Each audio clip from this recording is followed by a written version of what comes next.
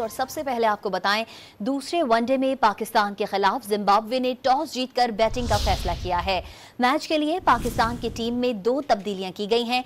तैयब ताहिर और अबरार अहमद वनडे में अपना डेब्यू करेंगे। मोहम्मद हसनैन और हसीबुल्ला को आराम करवाया गया है। मेजबान टीम को 3 मैचेस की सीरीज में 1-0 की बढ़तरी हासिल है।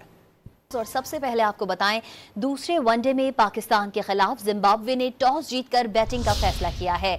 मैच के लिए पाकिस्तान की टीम में 2 तब्दीलियां की गई हैं।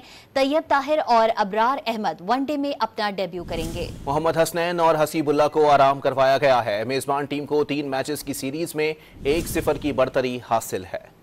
और सबसे पहले आपको बताएं, दूसरे वनडे में पाकिस्तान के खिलाफ जिम्बाब्वे ने टॉस जीतकर बैटिंग का फैसला किया है। मैच के लिए पाकिस्तान की टीम में 2 तब्दीलियां की गई हैं। तैयब ताहिर और अबरार अहमद वनडे में अपना डेब्यू करेंगे। मोहम्मद हसनैन और हसीबुल्ला को आराम करवाया गया है। मेजबान टीम को 3 मैचेस की सीरीज में 1-0 की बढ़तरी हासिल है।